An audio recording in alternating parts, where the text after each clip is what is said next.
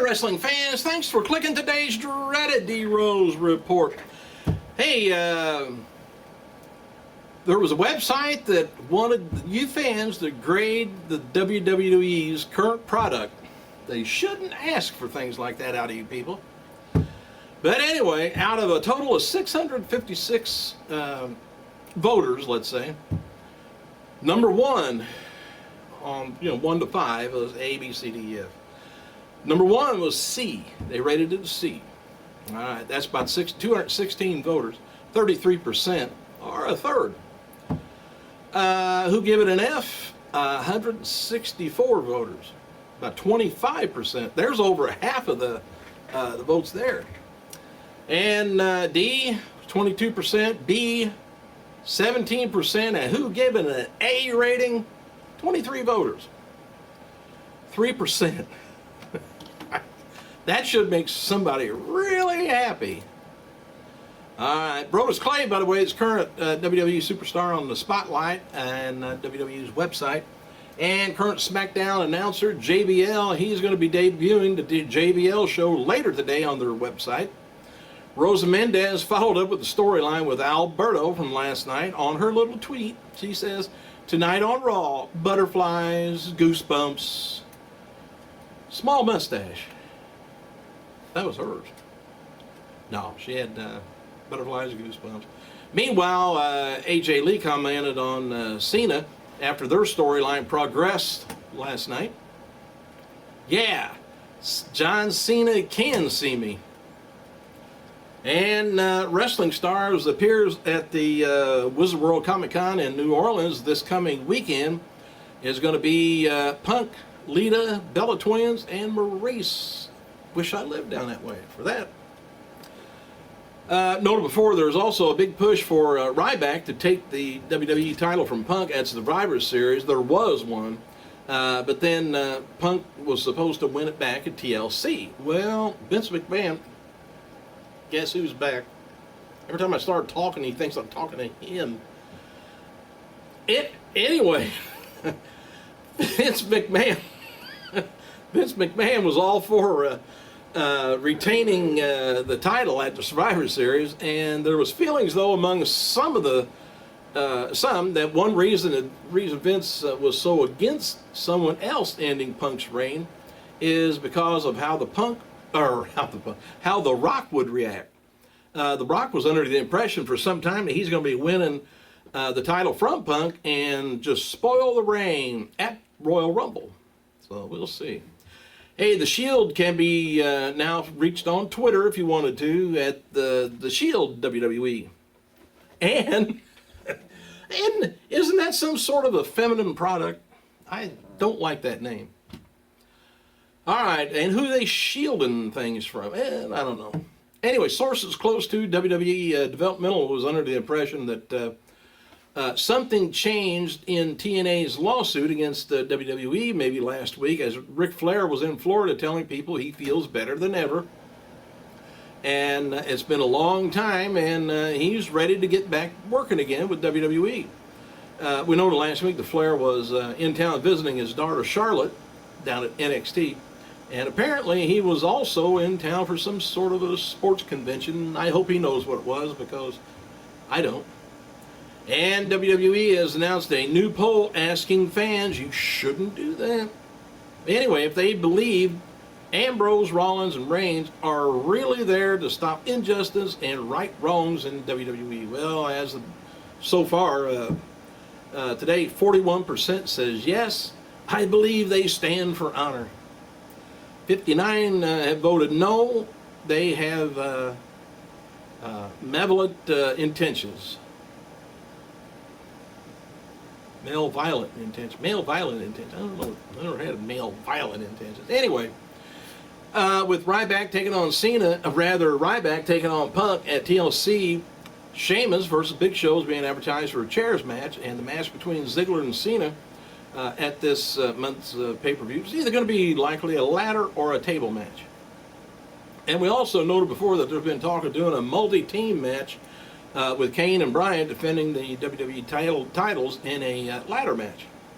So we're just filling out all the alphabet. TLC. There's still no word yet on which city WrestleMania 30, 2014 is going to be held in, but now it's kind of said that the Cowboys Stadium in Arlington, Texas is the front runner for WrestleMania 31 in 2015. Jim Ross had props for Wade Barrett after he did commentary during Kofi Kingston's match on Raw. He said England's Wade Barrett stood out on commentary last night on Raw. Stellar. He gets it. Pushed comfort zone boys aside and go to the top. Well, if he ever gets injured, we know where he's going to be.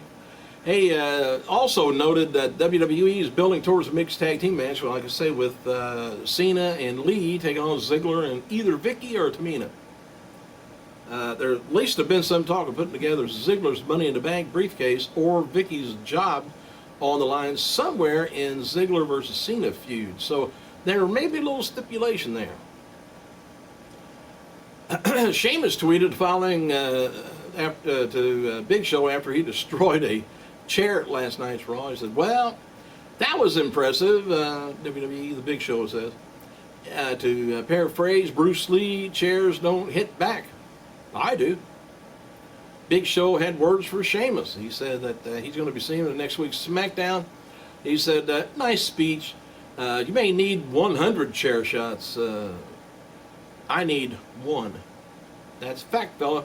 See you at SmackDown, Ginger.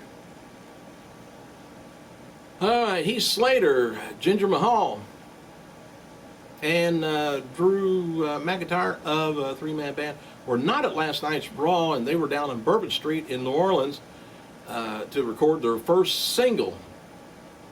Oh, this is going to be good. Apparently, there was an angle where they shot a street fight in one of the bars, and I guess there was a tout from Mahal on the fight, I guess. WWE Hall of Famer Jim Ross was spotted courtside last night at NBA game. Oklahoma City Thunder taking on the Charlotte Bobcats. SmackDown announcer JBL noted on his Facebook page that he's just 7 weeks away from heading to South Africa to climb Mount. Anyway, his nickname is Mount Death. Oh. Anyway, it's part of his Seven Summits campaign.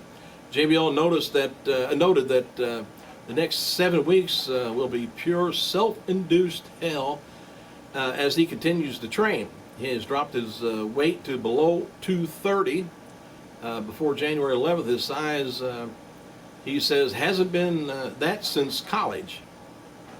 I like to get down to 230 myself. Here's the dog doing something. I don't know where he's at.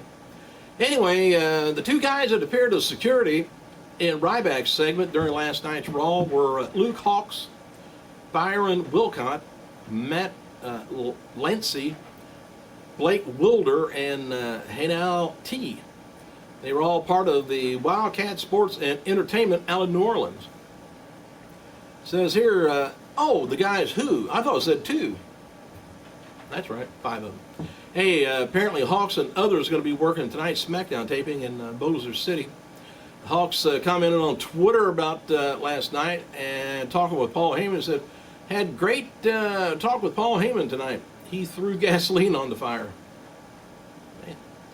WWE's officials have high hope for Johnny Curtis and Fandango gimmick. Zack Ryder continues to express frustrations with his spot on Raw. He tweeted the following last night. He said, I was on Raw, I lost, but I had an entrance. I'll take it. And also, as noted earlier, though, Ryback's going to be getting his WWE title shot against Punk at TLC Table Line Charity Match. His reaction on Twitter, I can't imagine Ryback on Twitter, but he says, I get what I want, feed me Punk.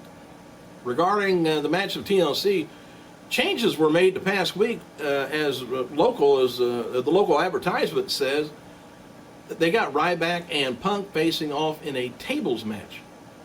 So I don't know whether that could be wrong or I don't know. They're going to change it.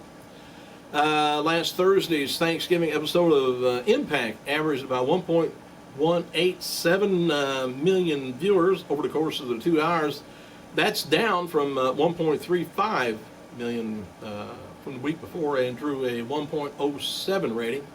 Final rating will be released later in the week. Hulk Hogan's looking forward to his Thursday's live Impact broadcast. He remarks Monday, he said, had a great night with the first lazy home night in a long time. Looking forward to Impact Thursdays with the best talent in the business. He says in the morning, woke up hoping it was Thursday so I could go to work at Impact. It's really weird when the business is in your blood. I think Hogan needs to worry about Rent-A-Center or somebody getting too excited. Oh, and another body of aces and eights has been revealed. Garrett Bischoff. Didn't know if you caught that or not. And eagle-eyed viewers spotted pictures of both Bischoff and a member of the faction, I guess, sporting the same wrist tattoo, according to TNAasylum.com.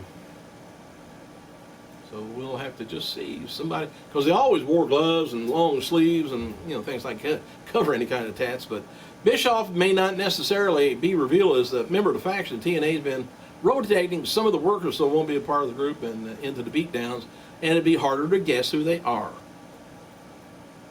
All right, last week's 11/23 edition of SmackDown drew 2.5 million viewers, a little bit over that, down from the previous week. Of course, the show aired on Thanksgiving weekend in the United States. Had an impact on viewership, most likely. And happy birthday to WCW Cruiserweight and Hardcore Champion Evan Courageous. 39 years old, two-time WWF Lightweight Champion Hamada, 62. Also, today would have been the birthday of former WWF and WCW star, the British Bulldog, Davey Boy Smith, would have been 50. One-time AWA Tag Team Champion Playboy Buddy Rose would have been 60. And on this day in this is kind of interesting. There's one point here. The reason I put it on here. On this day in 1999, the wrestling world lost Japanese legend Hiro Matsuda at the age of only 62. Inside the ring, Matsuda is best remembered for his stint in New Japan Pro Wrestling as Antonio Inoki's tag team partner, and stints in JCP and WCW. Outside the ring, he was a well-renowned trainer, also counting as his trainees Hulk Hogan, Paul Orndorff, and the Great Muta, among other students. Matsuda was famous for his stiff training style and adopted an order of the way to toughen up his students and teach them respect for the business. And famously, he broke the leg of Hulk Hogan in Hogan's first training session and earned Hogan a great deal of respect, about that. But anyway, Hogan didn't respect him for that anyway, but anyway, he broke his leg. Although as soon as Hogan healed, he returned to the school, though. And of course, he had a lot of respect for him then.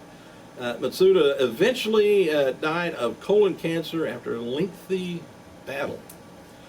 Thanks for clicking, you guys, and putting up with my lighting and this thing. I gotta go.